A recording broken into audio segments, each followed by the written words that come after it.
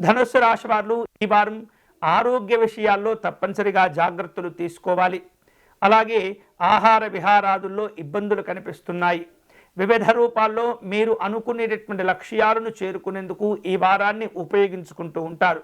వృత్తి వ్యాపారాల్లో సాధారణమైనటువంటి సామాన్యమైనటువంటి లాభాలు పొందుతూ ఉంటారు. నూతనంగా పెట్టేటటువంటి పలు రకాల పెట్టుబడుల గురించి కూడా ఈ వారం కీలకమైనటువంటి నిర్ణయాలు తీసుకుంటూ ఉంటారు. పెద్దవారితో మాట్లాడే సందర్భంలో ఏమాత్రం కూడా సంయమనాన్ని కోల్పోకూడదు. గౌరవ మర్యాదలు ఇచ్చిపుచ్చుకుంటూ ఉండాలి. అలాగే ఎదుటివారితో మాట్లాడే సందర్భంలో మీ మాటలను అదుపులో ఉంచుకొని వ్యవహరిస్తూ ఉండాలి. వ్యాపార కార్యక్రమాల్లో కొన్ని రకాల మిశ్రమ ఫలితాలు కనిపిస్తూ ఉన్నాయి. భిన్నమైనటువంటి వాతావరణాలు ఏర్పడుతూ ఉంటాయి. వివిధ కారణాల చేత ముఖ్యమైనటువంటి పనులు ఏవైతే వాయిదా పడుతూ ఉంటాయో వాటిని తిరిగి మీరు ఒక గాడిలో పెట్టేందుకు ఈ వారాన్ని ఉపయోగించుకుంటూ ఉంటారు. మార్పులు చేర్పులతో కూడినటువంటి ఉద్యోగ వ్యవహారాలు కనిపిస్తున్నాయి.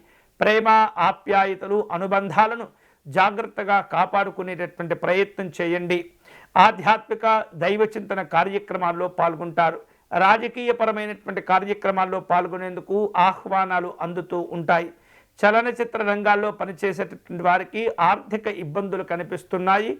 ముందు జాగ్రత్తలు ప్రణాళికలతో కూడినటువంటి వ్యవహారాలను ఏర్పాటు చేసుకోవాలి. కుటుంబ పెద్దల యొక్క ఆరోగ్య విషయంలో కూడా మీరు జాగ్రత్తలు తప్పనిసరిగా తీసుకోవాలి. ఈ వారం ధనుస్సు రాశి వారు మరిన్ని శుభ ఫలితాలను పొందేందుకు, ఇబ్బందులను అధిగమించేందుకు సుబ్రహ్మణ్య స్వామి వారిని పూజించటం మంచిది. స్వామివారికి అర్చన నిర్వహించటము, కరావలంబ స్తోత్రమును పారాయణం చేయటము, భుజంగ స్తోత్రమును పారాయణం చేయటం వలన ఉత్తమమైనటువంటి ఫలితాలు పొందవచ్చు.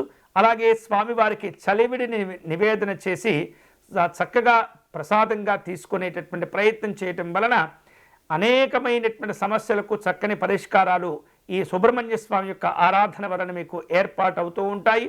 స్వామివారి యొక్క అనుగ్రహం చేత మంచి ధైర్యము ఆత్మవిశ్వాసాలు కూడా మీరు పెంపొందించుకోగలుగుతారు.